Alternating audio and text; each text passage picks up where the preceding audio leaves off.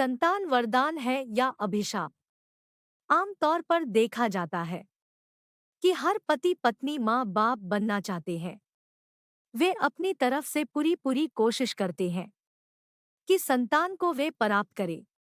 लेकिन जब वे इससे वंचित हो जाते हैं तो वे दवाइयाँ लेना शुरू कर देते हैं।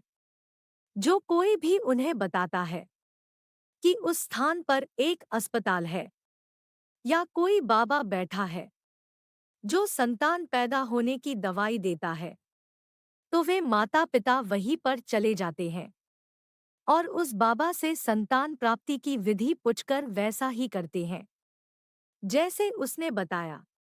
ऐसी ही एक सच्ची घटना का जिक्र मैं आप सभी से कर रही हूँ। ये बात मेरे गांव में रहने वाले एक परिवार की है। उस परिवार में 3 सदस्य थे।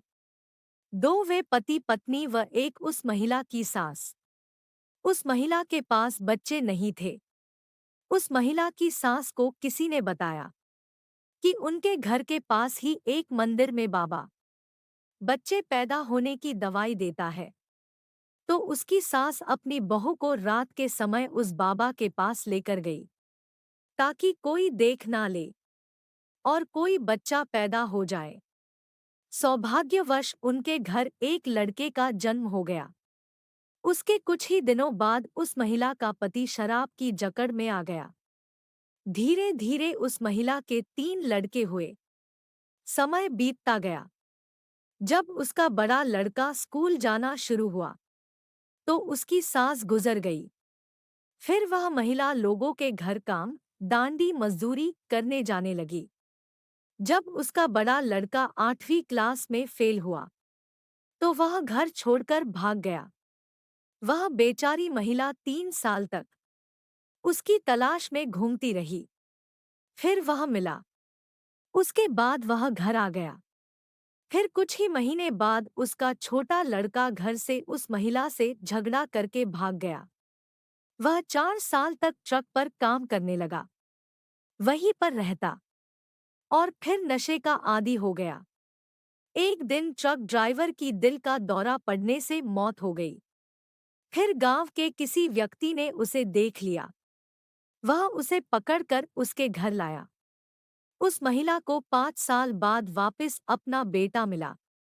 वह आज भी उस व्यक्ति को धन्यवाद कहती है कि उसकी वजह से उस महिला को अपना खोया बेटा मिला। पर लेकिन अब वह लड़का उसका बेटा नहीं रहा। वह नशे का काफी आदी हो गया था। अभी कुछ ही दिन हुए, वह रात को बुरी तरह से नशे में धूत होकर घर आया। उसकी माँ ने खाने की पूछा। उसने मना कर दिया। वह अब अपनी माँ को 15 दिन से फिर ये कह रहा था कि अब मैं फिर जाऊंगा। अब कि किसी को पता भी नहीं चलेगा। वह 15 दिन से तो खाना भी नहीं खा रहा था। मरने से एक दिन पहले उसने अपने सारे कपड़ों में खुद आग लगा दी और अगले दिन सुबह गांव के जोहड़ में डूबने से उसकी मौत हो गई। उसका बड़ा भाई तो कह रहा है कि वह 5 बजे घर से गया है और 5:30 बजे एक व्यक्ति ने उसे जोहड़ की तरफ भी जाते देखा है।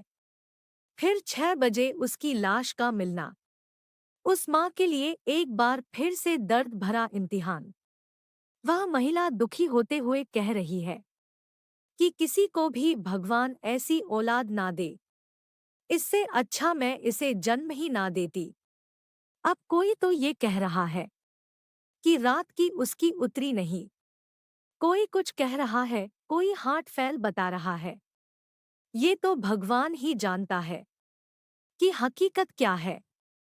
अब उस महिला पर क्या गुजर रही होगी, मैं ये सोच भी नहीं सकती, क्योंकि उस महिला का सारी उम्र दर्द एक महिला ही समझ सकती है। ऐसे लाखों बच्चे होंगे जिनसे माता पिता ऐसे ही अपनी संतान से दुखी होंगे।